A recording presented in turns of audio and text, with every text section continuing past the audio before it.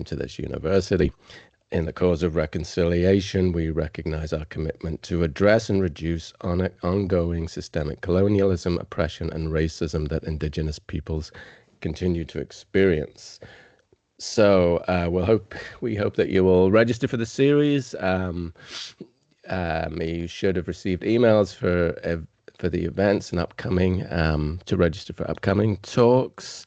And I'll put in a plug for the next upcoming talk, which is on February 25th, which is Dr. Tara Lyons. And if I know Tara, she'll probably have some of our crew there as well. I don't know, but I wouldn't be surprised. They're student researchers presenting research by and for people who use drugs, a community-based project in Surrey, British Columbia, excuse me, which is community-based research in partnership with the Surrey Union of Drug Users. So just a few points, and then I'll shut up. Please place yourself on mute throughout the presentation. Have your camera set to off. You can use the chat function for comments and questions. We will be recording this session, I believe. Yes. And it will be uploaded for future viewing to the Arts YouTube channel. We will hope to have about 10 to 15 minutes for discussion at the end. Does that sound good, Holly? Okay, great. And of course, you can raise your hand to ask questions or put them in the chat, like I said. Okay, then. So without further ado, I will turn it over to Holly. Thanks. All right, great. Thank you very much, Greg. So as Greg said, the title of this talk is What is Rural Identity? I don't love the title, but it captures enough of what I'm trying to do here that it works for now. But hopefully it's not too misleading. This is going to be sort of a summary of really what is currently two papers that I worked on over the course of the 4-month ed leave that I just completed over the fall semester. And I'm really hoping that it's going to be the early stage, the first 2 chapters of what will eventually be a longer book project. We'll see whether that happens. But I think that the starting idea is something that can hopefully be really useful for productive further discussion. And the goal of the project, of both parts of it, are, first of all, to establish that rural does fit with the definitions of social identity that a lot of prominent philosophical theories give of it. Usually when we're talking about social identities, most of at least philosophy focuses on gender and racial identities. But they do also give these more general theories of what social identity is that I think apply to rural and other kind of place-based identities like urban and suburban as well. So that's the first goal. And then I want to establish why that's important. Why does it matter to think of rural as a social identity rather than just a statistical category or geographical space?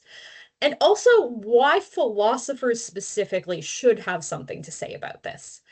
Because that's interestingly something that has come up a few times when talking about this project with both philosophers and non-philosophers. And then finally, I'm going to suggest a preliminary theory of what rural identity is, or I sometimes phrase this as what it could be. And I'm using a particular theory from philosopher Katherine Jenkins called the Constraints and Enablements Framework. And then I'm going to gesture at some further developments using another framework from Linda Alcoff.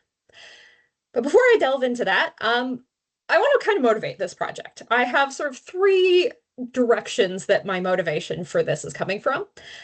One of them is personal. This first picture from my starting slide is my backyard growing up.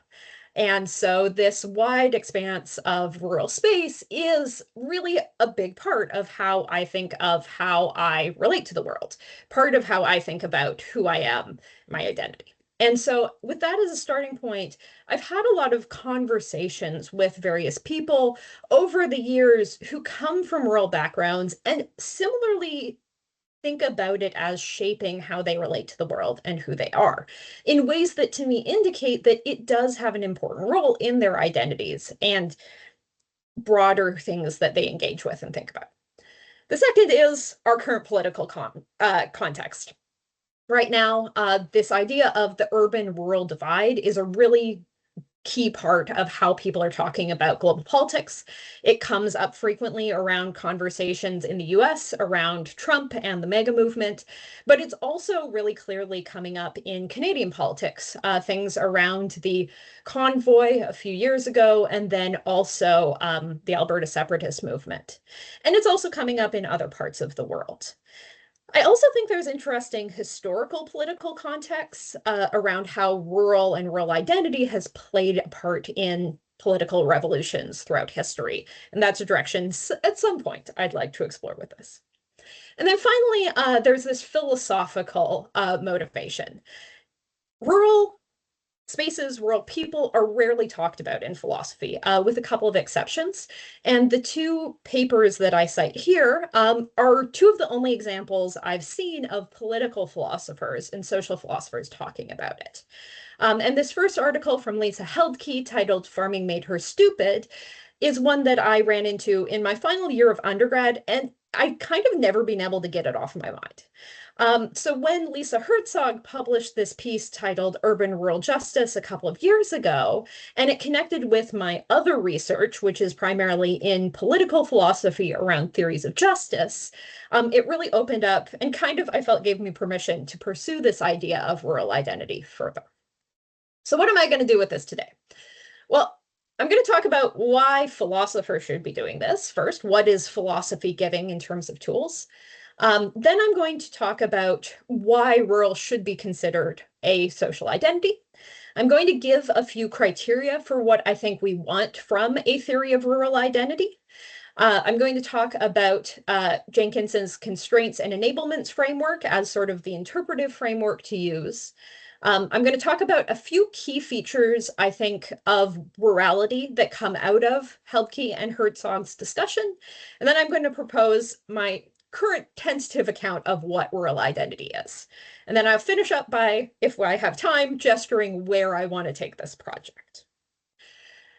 So to start with, why use philosophy? There is a lot of great empirical work that's being done in particularly political science and sociology, also geography, around rurality, rural communities, particularly rural communities and politics. So what can philosophy do that's not already being done?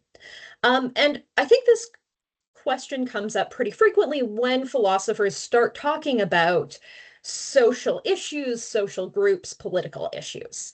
And I really like what Linda Alcoff has to say about her role as a social philosopher. She says her role is to provide an elaboration of an interpretive framework that can hopefully shed light on what the excellent new empirical work is already showing us about the persistence of things like poverty and the alarming rise of hatred and division regarding various social identities. So I'm thinking that using some of the tools that are developed, these interpretive frameworks, and taking them and looking at rurality can similarly provide new insights into what that empirical work is showing us. So the tools that already exist in philosophy through these conversations that exist around things like gender and race can be applied in new contexts in useful ways. So these are particularly, in this case, theories about the metaphysics of social kinds. What are they in our reality? And then also theories of justice, what it is, what it requires, why it's important. So that's sort of the external, what philosophy can offer these conversations. But I think it's also important inward looking for philosophy to pay attention to rurality. Part of it is just philosophical goals about accuracy, truth, and breadth require attention to gaps when we become aware of them. And I think rurality is currently one of those gaps in philosophy. And it's one that's particularly relevant to current events in the world. So it's a benefit to philosophy and philosophers to make sure that we are using these tools that we have developed in ways that speak to the current moment. So the first set of these tools that I want to use is these different theories of what a social identity is. What is it exactly that we mean when we say rural is an identity rather than something else? What I have done in the first of the two papers that I worked on over my ed leave is look at 6 different accounts of social identity and tease out what the main sort of characteristics or definitions they give of social identities in general are. And then try to figure out what they can contribute to thinking about rural identity and also how they demonstrate that rural is an identity. So the first of these is from Kwame Anthony Appiah, and his main focus when he's talking about identity is on the way it works as labels. He describes social identities as labels that matter to people and things that give you reason to do certain things and others reasons to do certain things too. This is not as embraced as some of the other ones. It's seen as pretty descriptive, but not doing as much work in terms of sort of political and social goals as some of the other theories. But what it does in really interesting ways compared to the other theories I'm going to talk about is in using this definition, Appiah doesn't just talk about race and gender. He also talks about religion, nationality, class, culture, and sexuality. And so his idea of a social identity incorporates this breadth of different categories in ways that when trying to sort of extend what we're talking about with social identities, like I'm trying to, is very theoretically useful. It shows that we're not just talking about race and gender when we're thinking about social identities. The second theory is by a philosopher named Asta. And she offers what she calls a conferralist account of social categories. So her main focus is on the metaphysics of social categories and thinking about identities as sort of second. And she argues that being a member of a certain social category is the result of someone conferring on you some particular property or claiming that you have some particular property, and the person conferring it has to have some kind of authority or standing or appeal to authority or standing. So that's what a social category is, according to her. And then social identities are how we understand ourselves as being constrained by those categories, how we have this sort of internal subjective reaction to what is conferred on us. And she describes it as being about the social salience of particular properties and features that result in a particular status within the social map we exist in. The next theory from Sally Haslinger also starts with this idea of social categories. But what's more interesting about her account is that she develops a different method of thinking about these categories. So she talks about there being really 3 different ways of conducting an inquiry into these different categories. One is just descriptive. How are they used? The second is conceptual, which digs a bit deeper into what they are, what they mean for our social world. And the third is what she calls an ameliorative inquiry. And the way that she describes ameliorative inquiry is about asking ourselves what work we want these concepts to do for us. What is their purpose? What is their intent? And so what she is interested in, particularly with gender and race, is how can we use those concepts to further certain feminist and anti-racist goals. Now, with this approach, she ends up developing an account of social categories that argue that social categories are constituted by a structure of social relations that creates certain social positions that are hierarchical. So she puts hierarchy into what social categories are, and usually ties them to physical markers, something about the body. So that's social categories. And then social identities for her are the kinds of guides or social maps that come with those categories that allow us to navigate the social and material realities that come with where we are located on that map. So these first 3 theories, I think, when we're talking about rurality, open up sort of this idea that rural could be an identity. rural is a label that is conferred on us because of our location in certain spaces. It has social salience, as is clear by the different ways that it comes up these days in politics, but also in things like the distribution of resources, healthcare, education, and so on. And then Haslinger's method, this ameliorative inquiry, gets us asking, how do we understand this idea of rural? Does it fit in these hierarchies? And what function can that label serve us in navigating the material realities that come with what I just described? So that's the first three theories. And then the more recent theories that I want to focus on. The first of these by Katherine Jenkins, I'm actually going to set aside because that is the theory that I end up focusing in developing my own account of what rural is. So we'll come back to the constraints and enablements framework in a minute. Linda Martin Alfkov, I think, has a much more rich but also important role for identity. She focuses on this idea that our social identities aren't only just about how we navigate social spaces, but they influence how we interpret the world. They influence our judgments, our agency, our sense of self in ways that are very very fundamental to who we are. She is focused primarily on how race and gender take on this role, but she thinks identities more generally contribute to this. And she also really emphasizes that identities need to be understood locally and contextually. We can't make blanket statements about any particular identity. And I think that is going to be really important when looking at rurality, because what rural means in Canada is very different than what rural means in the UK or in China or in other parts of the world. At the same time, I think there are parallels. And so I think one of the really useful tools that Alcoff gives is thinking about social identities as historical formations. And I think for especially historians, this would not be a particularly revolutionary idea. But a lot of the time, philosophers don't think about the ways that these categories are formed being influenced by history. And if they do, it's focused only on the ways that government or elites end up impacting what identities are. And Alcoff's argument is we need to look at both the historical formations coming from the actions of elite and powerful people, but also the ways that resistance movements and non-elites contribute to the formation of these identities.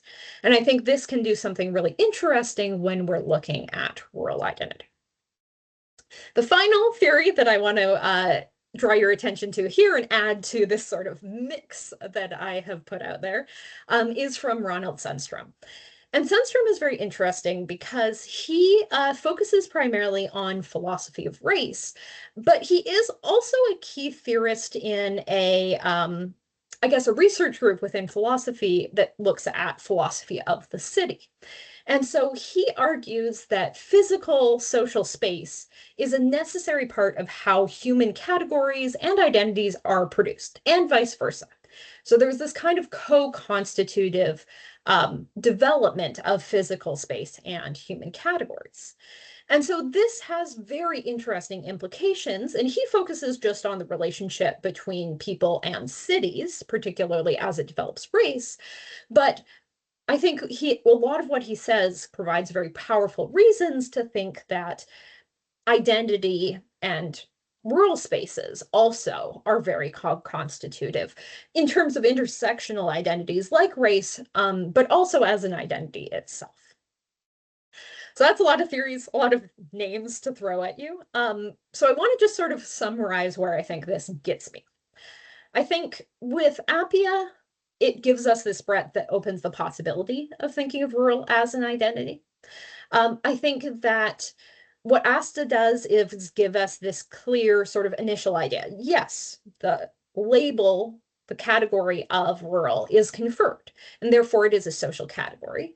But it's also a social category that, as both Asslinger and Hasse and Hasslinger describe, helps us in navigating the world in very important ways that have real material effects. And then Hasslinger also invites us to think about what this label, this category that is conferred on us, can have the potential to do that could have emancipatory goals. And I think that is, as a political philosopher, one of my main interests in exploring this concept. Jenkins, as we'll discuss later, gives very concrete tools for how to think about that ameliorative inquiry, how to actually do that. And Alcoff also adds these tools, but adds weight to it. It's not only about how we're viewed by others, but how we view the world and how we view ourselves. And so the idea that being rural is important to people should be taken seriously in a way that I think it often is not. And then Sundstrom provides the direct link. Physical space can shape identity in ways that are worth paying attention to. So with that sort of theoretical framework in the background, what do we want from this theory of rural identity? I think I've kind of given some indications of what I want from it. I think that there are important political goals, particularly around justice and oppression. But I think there are specific things that a theory of rural identity in particular needs to pay attention to if it's going to have this sort of ameliorative goal. I think the first is that it has to lend itself to intersectional analysis. It has to be an idea of rural identity that recognizes that rurality intersects with a wide variety of races, genders, sexualities, nationalities, citizenship status, disability, a variety of other identities in ways that change the experience of rurality, while also recognizing that those identities are affected by being in a rural versus urban versus suburban space. I think it also should be general enough that the idea of rural identity could be at least a starting point for analysis cross-culturally and globally, but also flexible enough that it could be useful for explanations in very particular contexts that are very different from one another, and recognize that difference. I also think that in our current political context, it has to both resist being romanticized, which I think has been the habit of a lot of ideas of rural identity in the past, and also resist being usurped by nationalist, fascist, misogynistic, white supremacists, or other oppressive movements, which also, as we were seeing in a lot of political spaces, has a tendency to happen.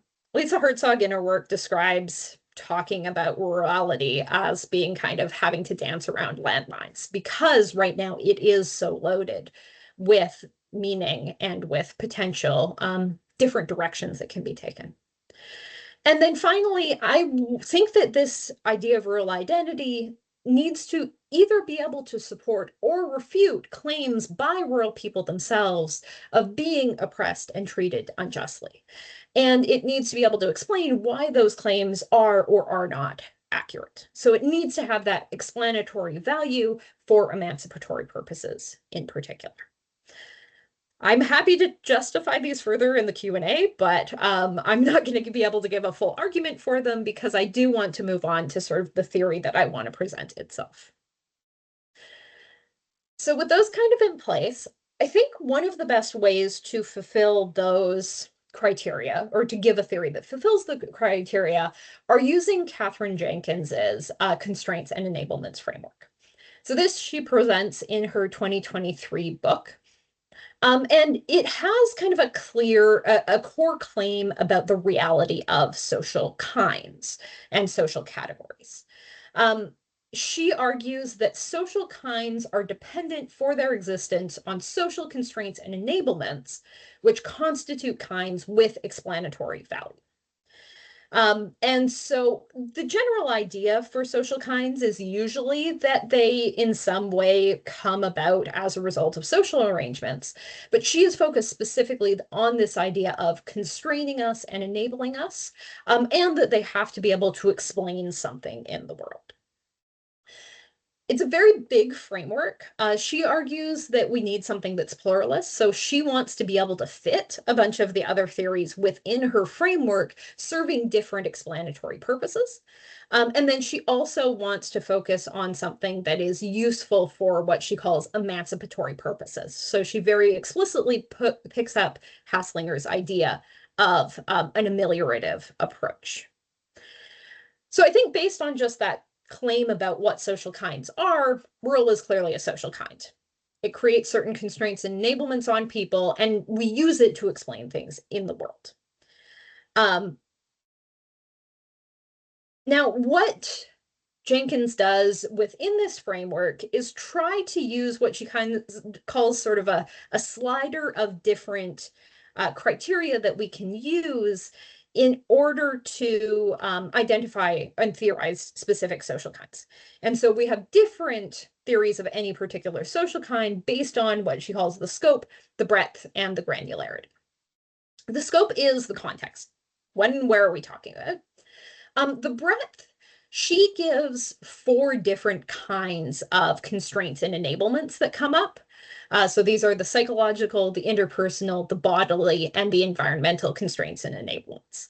And any particular theory of a social kind can focus on all of those or only a particular set of them. And then finally, granularity is about how detailed the category or kind is.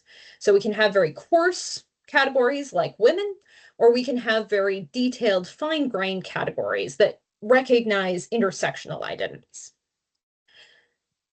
So I give you this information partly to sort of set up where I'm going to be situating myself using that sliding scale.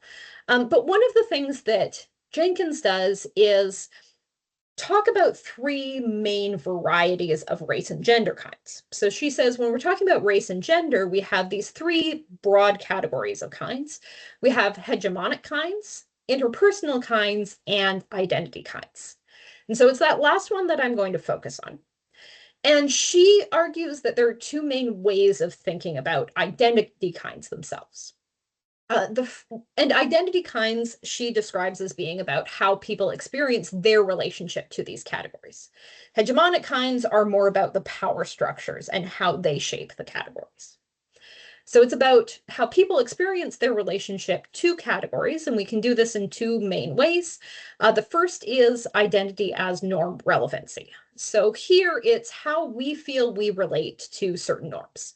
Do they apply to us or not? And do our actions end up complying with those norms or violating them?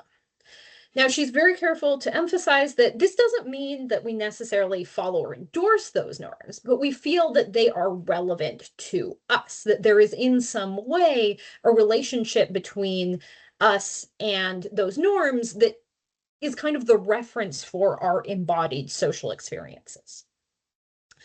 Now, she argues that this does provide constraints and enablements on it. It shapes how we interpret and understand our actions and experiences. But compared to a lot of other kinds of kinds, it's less weighty. Identity as identification, however, she thinks is a very important part of how constraints and enablements affect us. So she describes identity as identification as being about our active and agential relationship to a particular category or label when we make sense of ourselves. So she kind of distinguishes identity as norm relevancy as being much more passive. It's how we feel things apply to us. Whereas identity as identification is active. It's how we embrace and choose these labels to apply and shape how we are and who we are. And she thinks that this has very important psychological constraints on what we are able to do. When she's talking about identity kinds in general, she gives some recommendations about how theorizing should go. So she thinks that regardless of whether we're looking at identity as norm relevancy or identity as identification, we want to keep a kind of medium scope, not too narrow, but also not too broad. And usually, at least when she's giving this account as it relates to race and gender, she thinks breadth primarily is about psychological constraints and enablements and bodily constraints and enablements. And she says that there are varying granularities that we should use. So how I want to apply this to my own account that I'm going to get into next is a medium scope, as she said. I think that the best place to start for me is thinking about this in terms of North America in the last 100 years. The breadth, I'm going to look specifically at psychological enablements and constraints, but also environmental constraints and enablements. I think bodily constraints and enablements can feature into it, but the environmental ones are much more important. And then I'm going to have a relatively coarse granularity. I'm going to just talk at this point about rurality, rural identity in general, mostly because I think we need to start there before we can get into the intersectional analysis, because we don't have this clear theory of rural identity yet. So we're half an hour into the presentation. What is rural? What exactly am I talking about when I keep throwing this word around? I think it's surprisingly hard to define. It's one of those words where we all think we know what it means, but actually getting a definition that applies to all of our uses of it is pretty hard.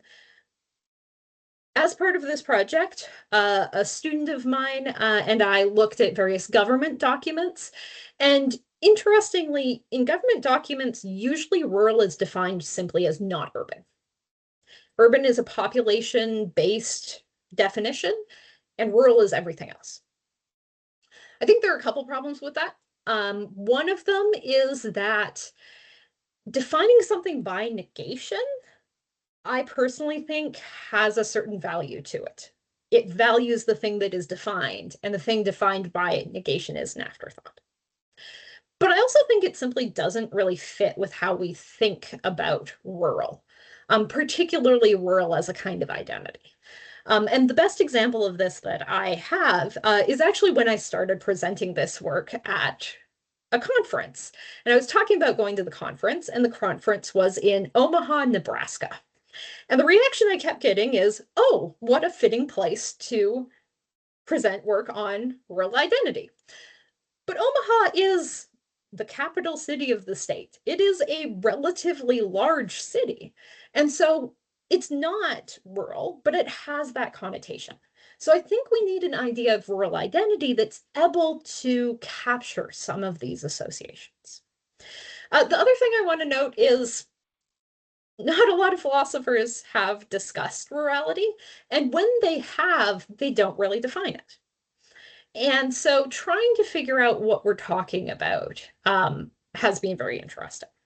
And as I think I said at the start of the presentation, this is my tentative initial attempt. What I want to think of this as is a kind of cluster definition. So there's going to be sort of a core paradigm set of cases that I think all of the criteria that I'm going to offer fit.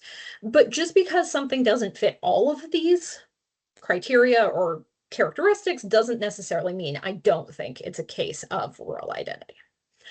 So the four themes or characteristics that I think make for rural identity are, first of all, that there is either a perceived or an actual physical distance from key resources that are both infrastructural, like education and healthcare, but also cultural.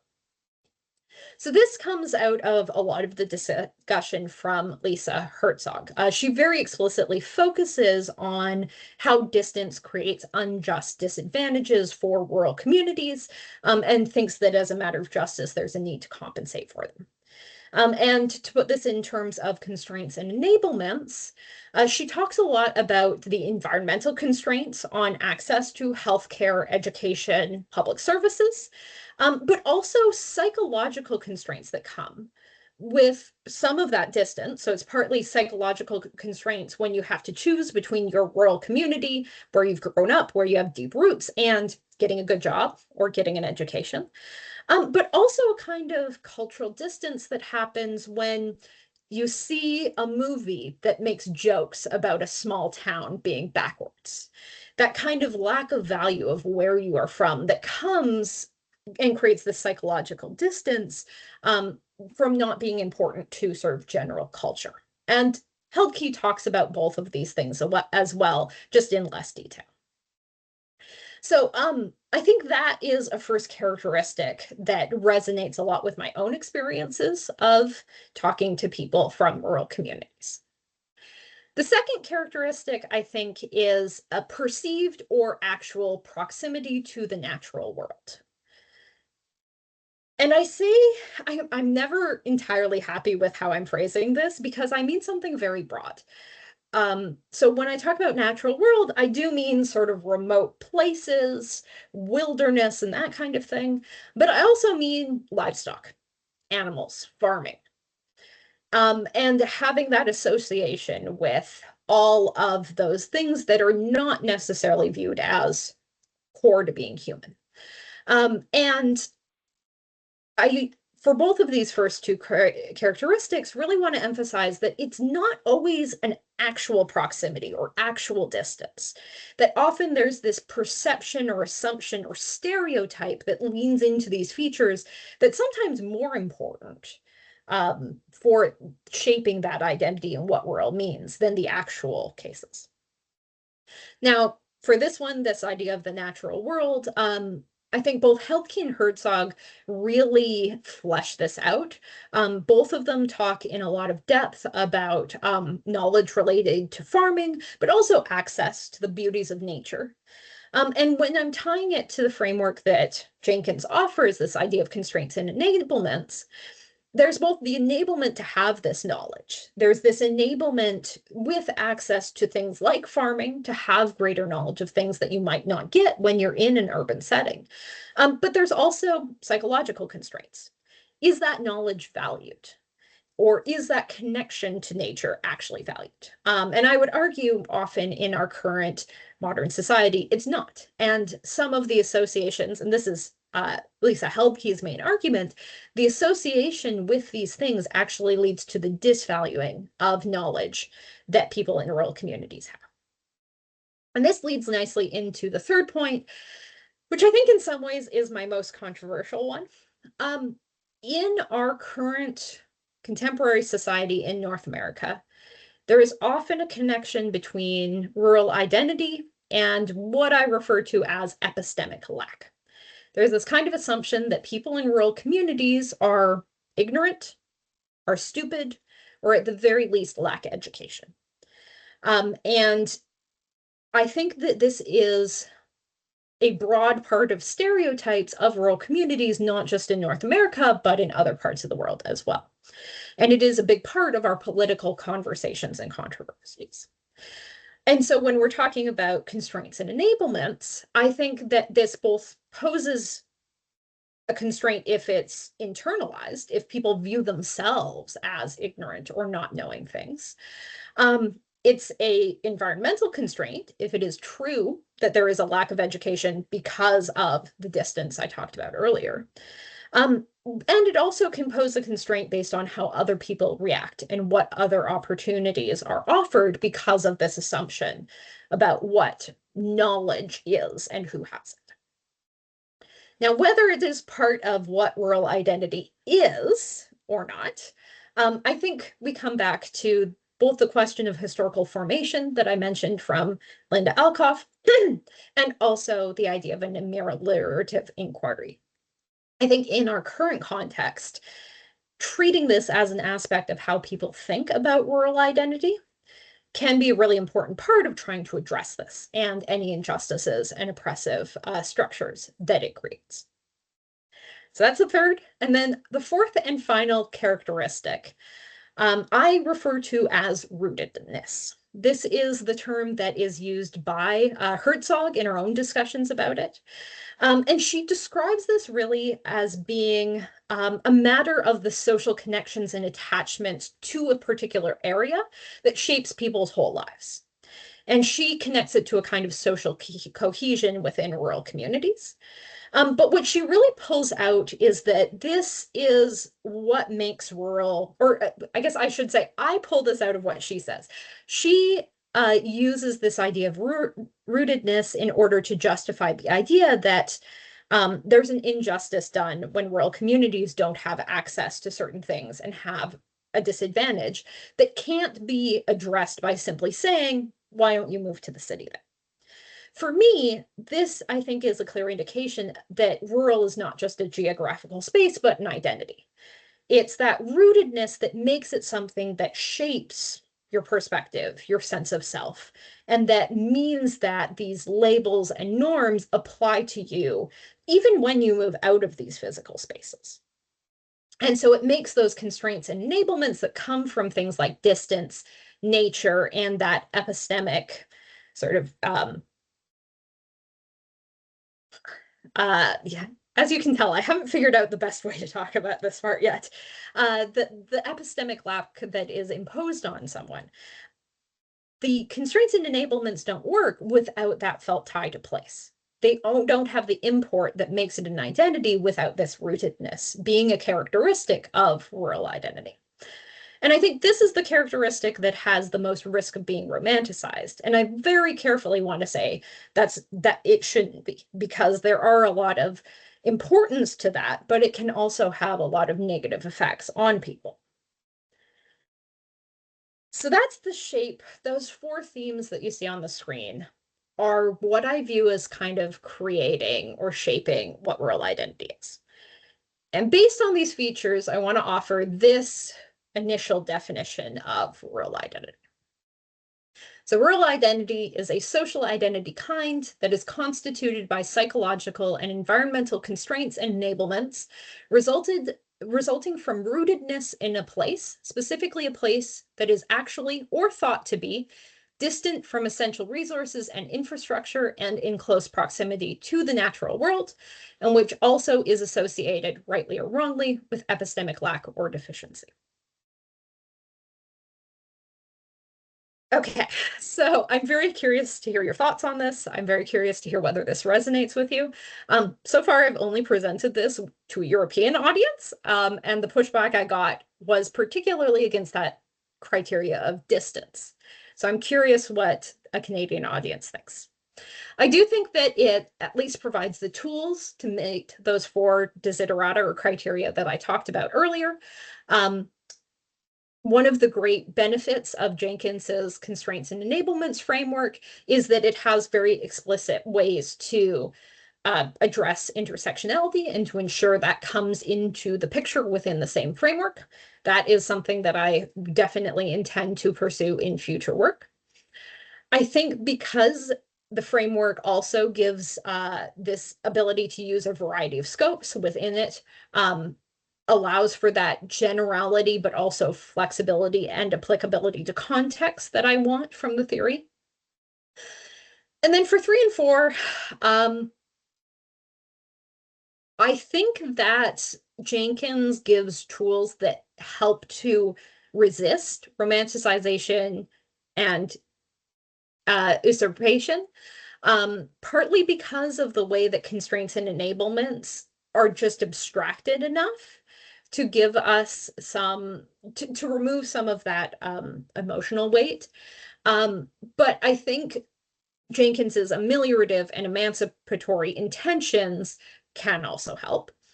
At the same time, this is where I think care is needed. I think the theorization of rural identity in our current political context needs to be done carefully with attention to these things.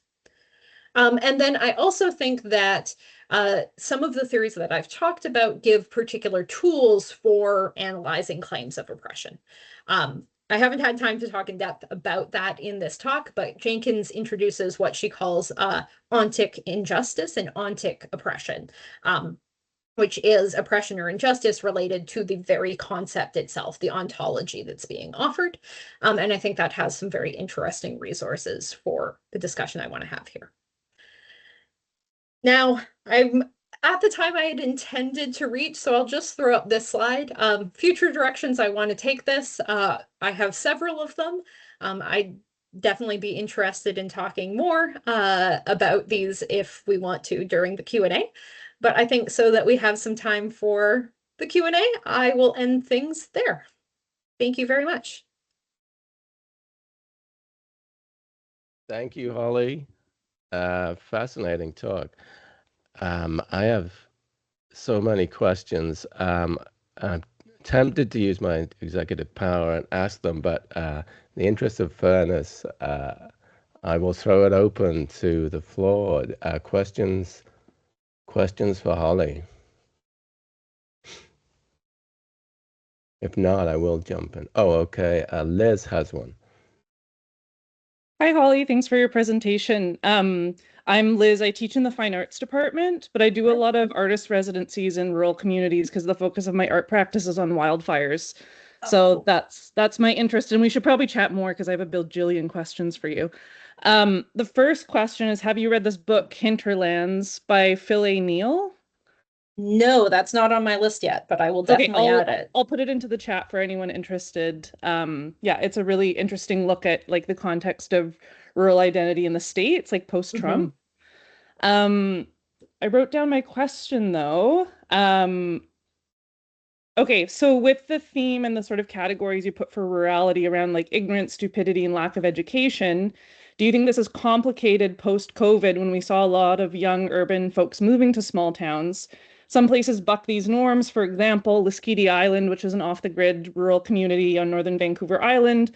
The last time I looked at the data there, it's like average income is below the poverty line, but like the average medium education and how many languages people speak is like way above average.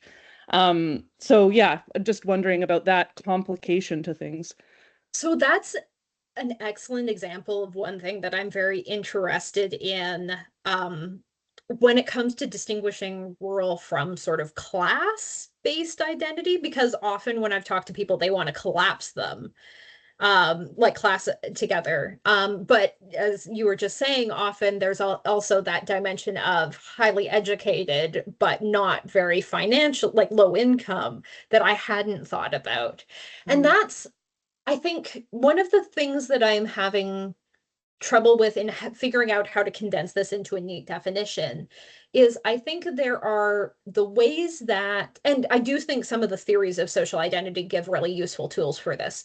There's the things that are part of the label of rural identity that are imposed on rural communities that are about the stereotype and not the rurality or reality of rurality. And so the ways that that stereotype of lacking education and epistemic lack applies to people who move to rural communities, who then have to deal with the way that that might constrain them, even though they don't feel it applies to them, I think is something that some of these accounts of social identity really gives good tools for. That there's this kind of dissonance between that identity as identification, how you view yourself as it relates to this identity category, and the labels and categories that are being conferred on you from outside because of your association with a particular label. So I think figuring out how to tease that out in how to explain what rural is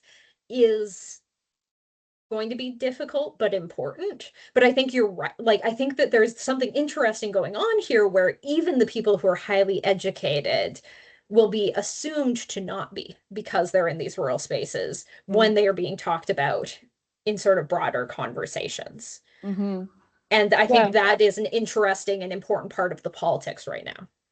Yeah, and it seems difficult to think about rurality in general, because for me, like having spent most of the time in BC, I think we have very BC specific things like we have rippies, so rednecks and hippies, and then you have in between, you have the rippies. And I think that's a BC thing. Like when I go to other places, I'm like, oh, this is that's, I think the hippie influence is like the West Coast. And then also like to think about intersectionality. Like to talk about queer rural identity, I think would be so interesting. And then in BC, it's like we have these little tiny towns like Winlaw in the Kootenays that's just like a lesbian mecca, which is like, why here? Like, why this one little small town? And I think that's my experience is also, yeah, rural identity is very different in different regions. Like, yeah, of BC is my experience, but I'm sure like all over North America, it's a very different thing. But I won't take up any more time. I see there's more questions, so we should just chat. Yeah. And I think I'll just add in one more sort of response. Something that a lot of the theories that I'm drawing on from people like Haslinger and Alkoff do well is when they're looking at race and gender, being able to say, yes, we can talk about this as a category and do a general theory, but the actual lived experience of these things and what it looks like, even as an identity, are broadly different. Like there's no essence to it. There's no one thing. And so I'm trying to take on that when applying it to rurality. So say, yes, the experience of rurality is completely different depending on where you are, who you are, all of these other things. But there are also overlaps that have real material effects that we need attention to. Okay, Alina is next.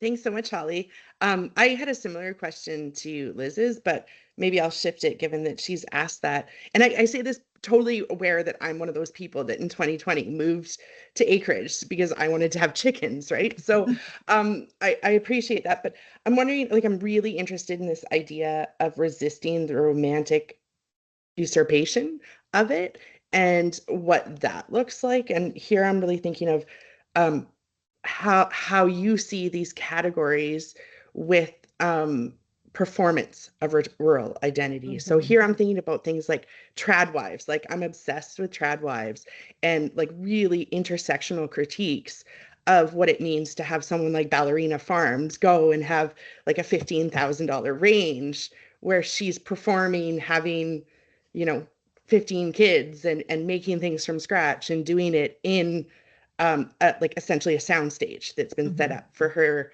to perform that identity. So I'm just really curious about that. What you think about these categories and how they're being artificially created for very like nefarious political means in a lot of ways, and how that can be read through an intersectional lens. So the trad wife case is one of the ones that I also am really interested in. And I think the thing that I find really interesting about it is that I don't see it as being significantly different in form from certain performativity of feminism that we get from super conservatives who are claiming to be feminists in order to further certain kinds of much more conservative goals. So like this happens with all sorts of identities where the category, the label is used to play off of what I would call emancipatory goals often are. And so it's something that I definitely, when I'm talking about just this very general idea of rurality, is at the back of my mind because it doesn't,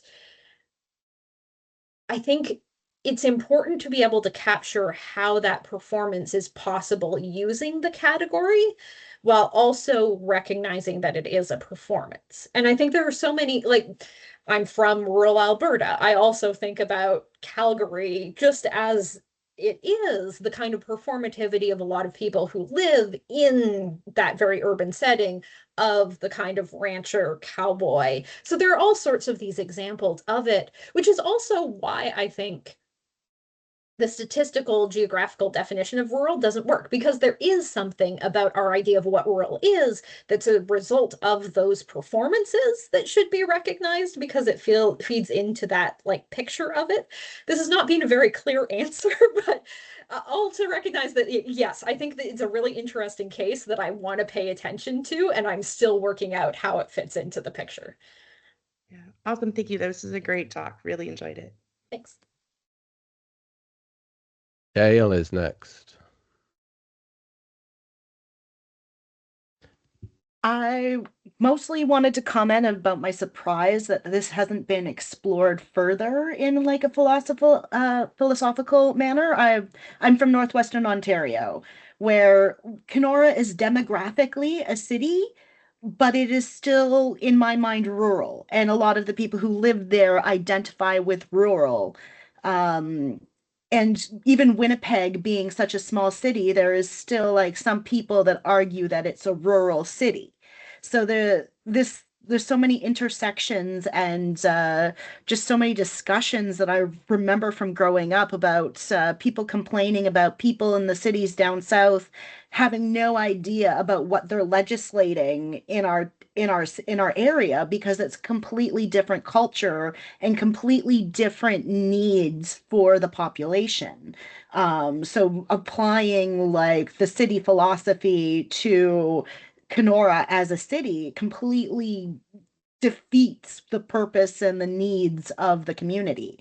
So no, I'm super inspired. There's so many things that you mentioned that got my brain going, even the comparison to the pushback you got from the European like identity of ruralness, where there's everything is so close together. Like you drive for 3 hours and you're across the country there versus you drive for 3 days and you might get across Ontario. Um, so the amount of space and the population, like the per capita meters per capita per area might be something to be looking at. Is like what's the population density versus just the because Vancouver is such a small area with such a large population versus Winnipeg, which is a small population over a large area. Anyway, I'm rambling now. I was really inspired, and I would love if you ever want to talk about Northwestern Ontario and my all of the complaints that I still hear from everyone back there. I would love to chat. Definitely. Happy to talk more in the future. And also the surprise that philosophers haven't said much about it is partly shared by me, but also philosophical analysis has interesting gaps when it comes to social identities in general. There's also a surprising lack of attention to a whole swath of other identities. And often it is discussed, and rurality is discussed sort of as an offhand example, but never in depth and analyzed, which is just one of those interesting things that happens with academia, what gets sort of delved into and what doesn't. Okay, sorry, Cassandra. So we maybe got time for a couple more questions. Dale is next up. Hey, Cassandra, I'm from Dryden, so that's an hour and a half from where she's from. I just had the thought that the four themes could sometimes work in the opposite as well, like distance from valued infrastructure, proximity to other infrastructure, like paper mills seems really important, at least in my paper mill town, and the association with ignorance, also like a rejection of city knowledge, and the root in this community, rejection of city belonging, I think feels important, maybe as a opposite also. Thank you, Holly. That was really exciting. All right, Mark.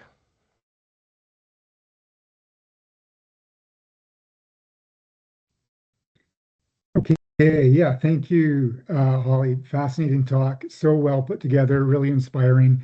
I guess when I'm thinking about this, I'm thinking about my experience tree planting several decades ago now, up in Prince George and around Prince George for a couple of years, and thinking about rural identity in terms of like resource extraction, forestry, mining, fracking, oil and gas, all of that thing.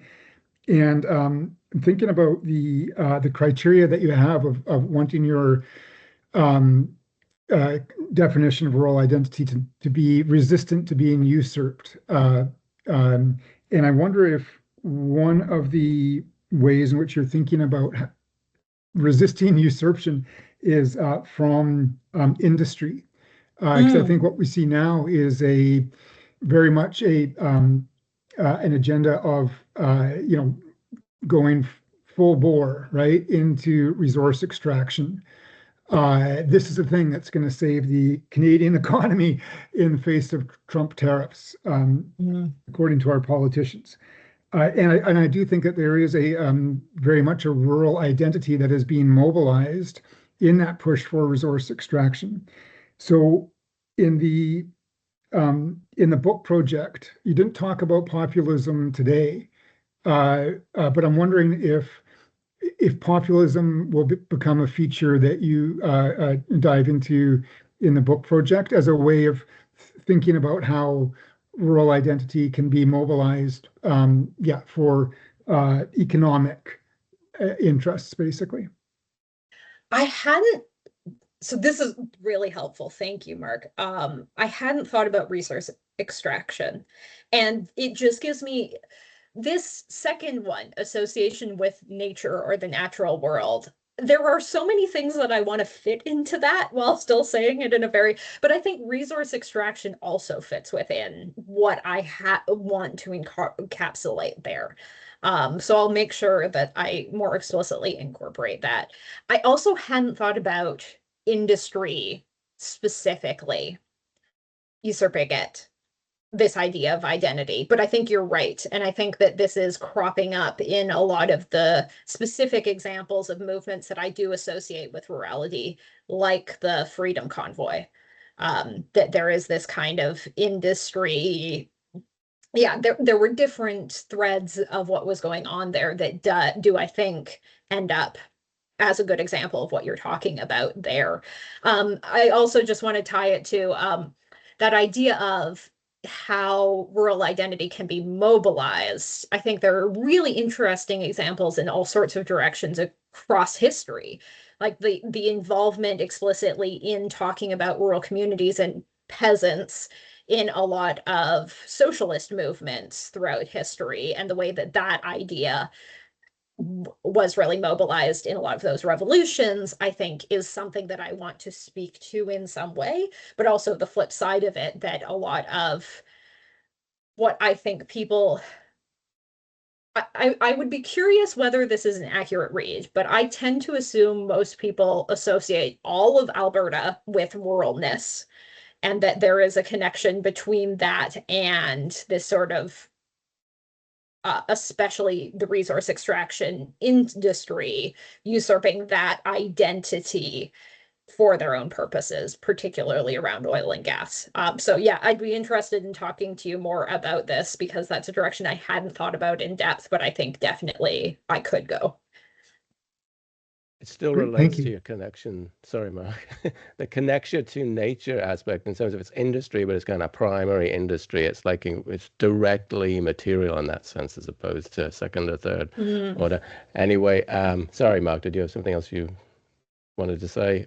We are over time, but thank you very much, Holly, for a fantastic talk. Thanks everyone for coming.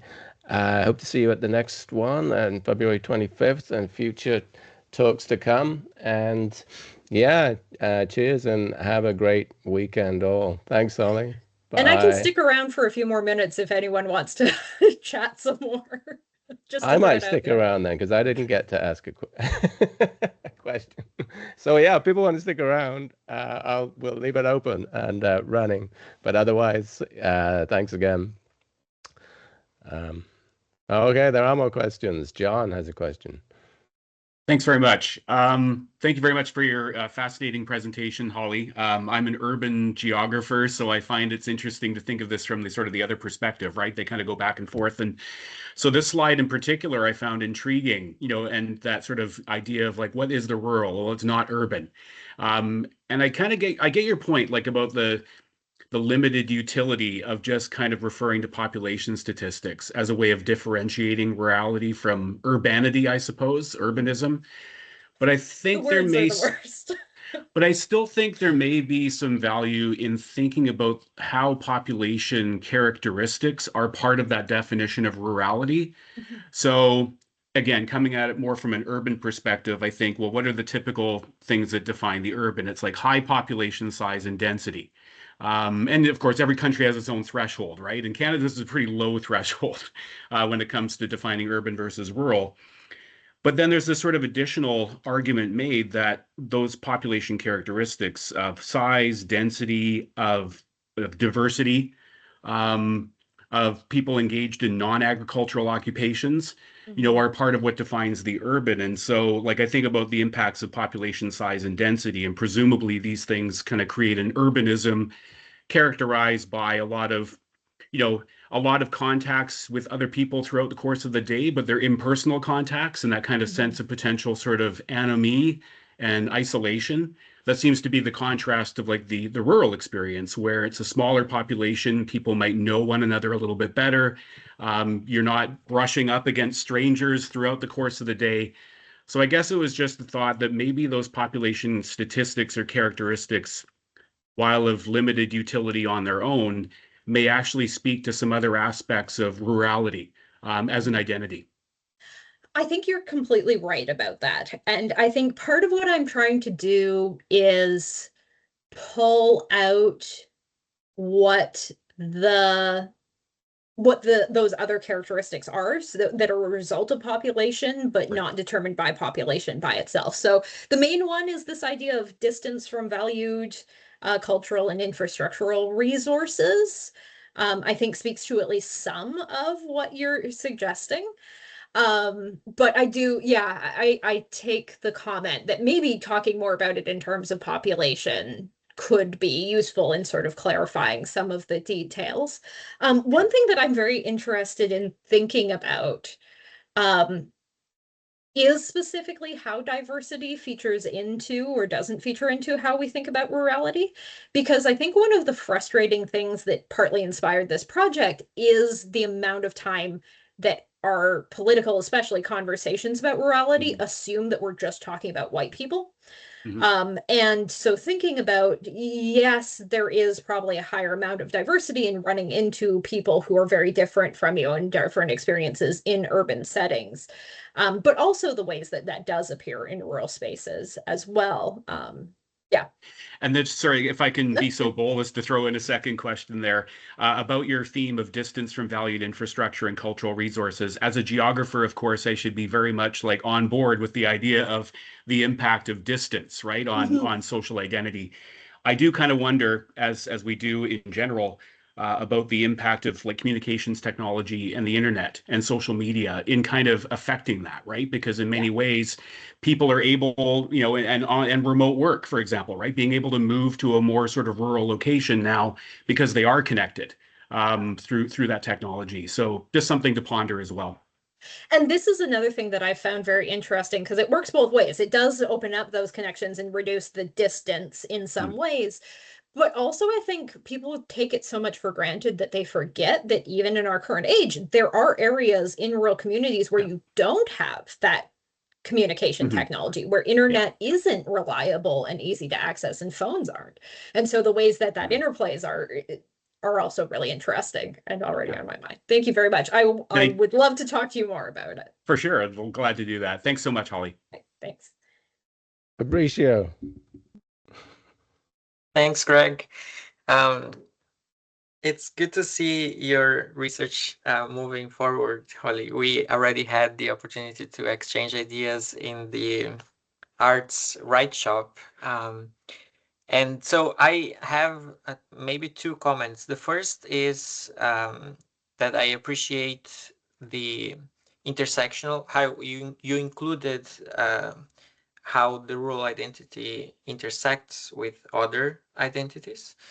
And the other comment that I wanted to, well, this is just the introduction. The first comment is about the historical approach that you plan to invest in the future, because I think this is key, because I remember studying the way the rural identity was transformed, or the rural versus urban relationship transformed throughout history, particularly when the Middle Ages ended and the modern age started, because one of the characteristics of the Middle Ages was that the monarchy lived in the countryside in many places.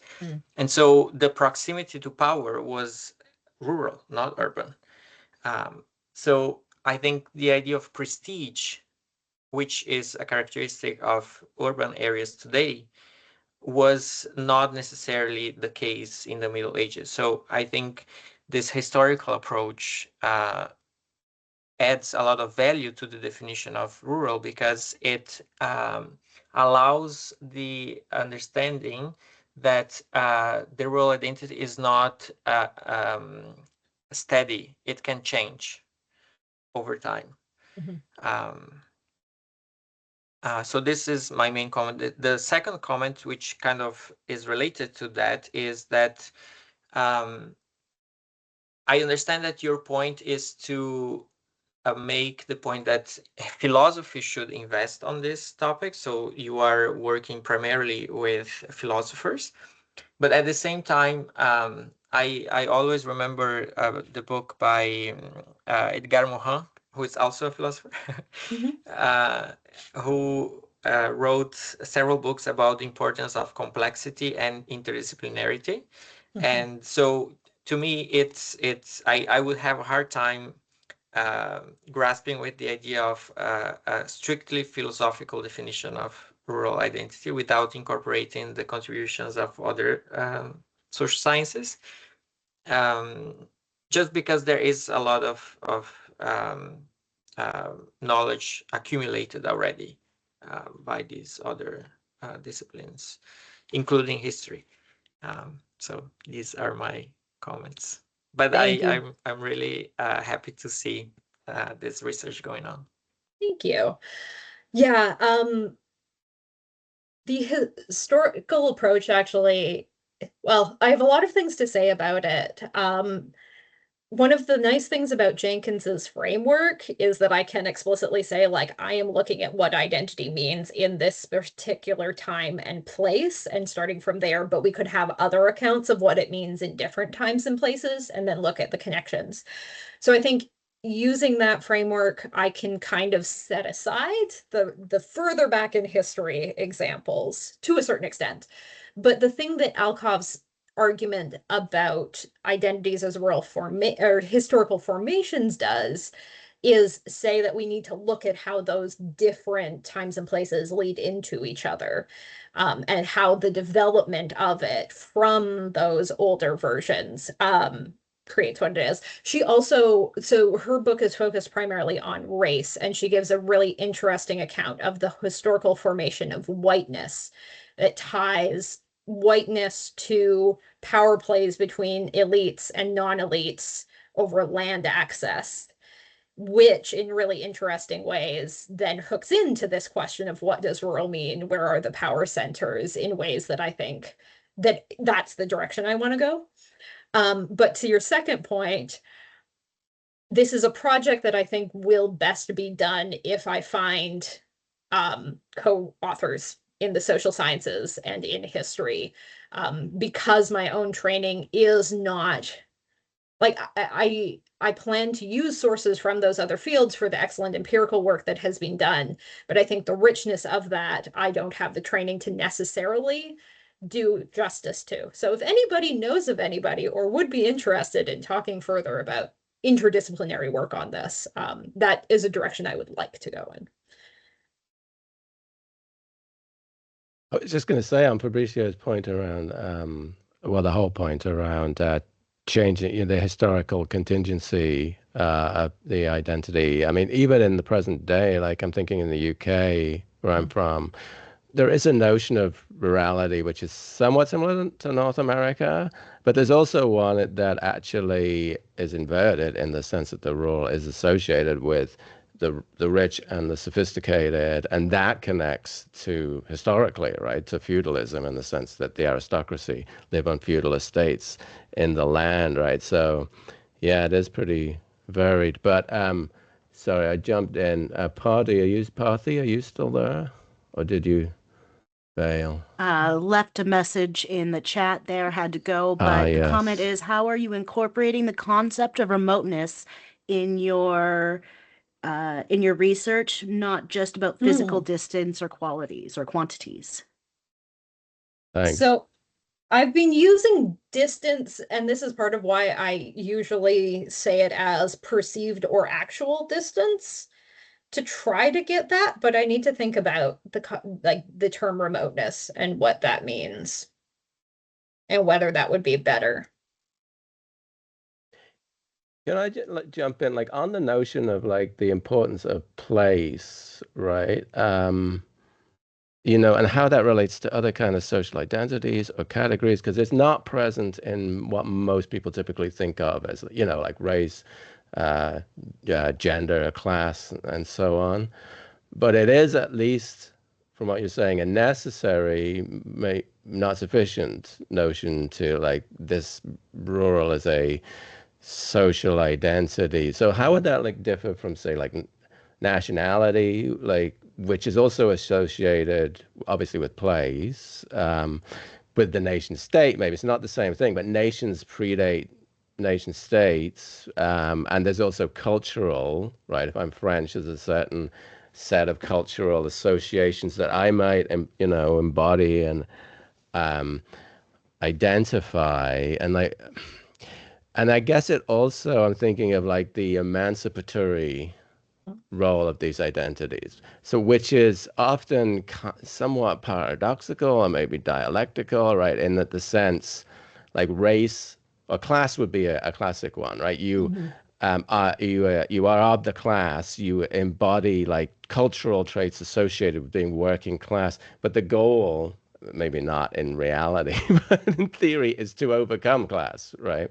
Or same with like Black liberation, right? There's this tension between like I identify as Black, and it's very meaningful, but at the same time, that identity is also the source of the oppression, right?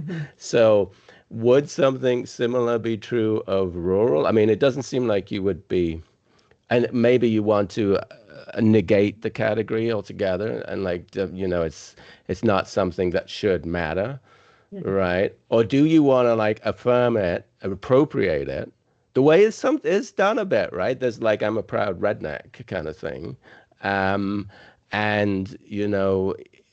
fight for justice that way. I'm just wondering if you have thoughts, because on that justice element, right? Yeah. That you mentioned, yeah. So I think the short answer is yes to all of that. I think it all applies to rurality as well. I think that there is that same tension. It's valuable. I have roots in this community. It's important to how I was shaped. It's important to who I am. At the same time, it has all of these negative associations. I wanted to leave. I wanted to get out of it. So that same kind of paradoxical tension that people often find in relation to other kinds of social identities, I think does really exist for a lot of people when it comes to their connection to rural identity.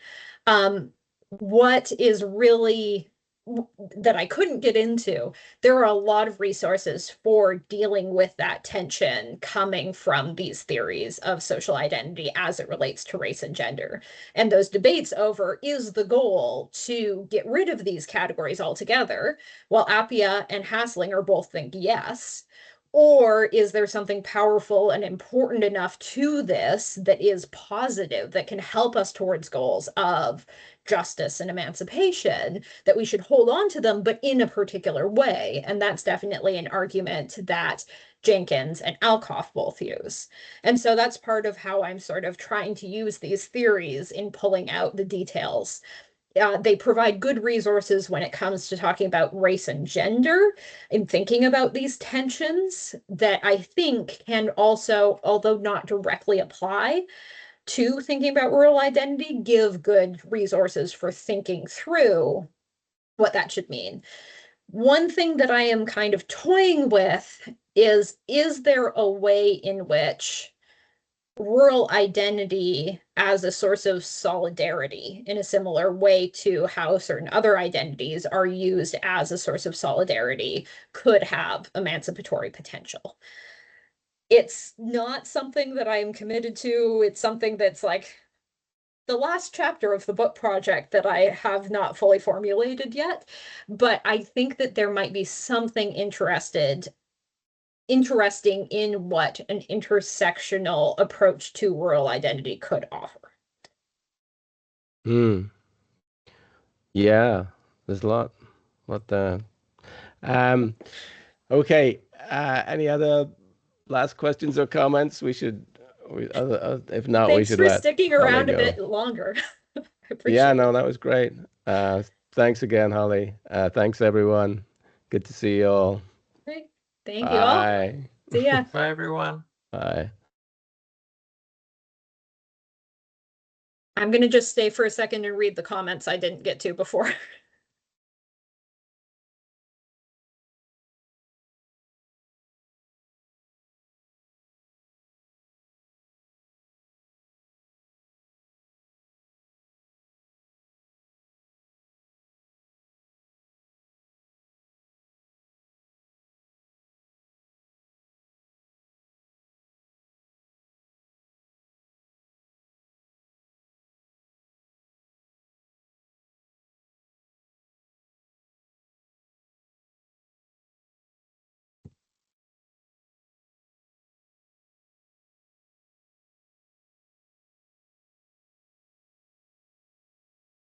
Thanks, Cassandra.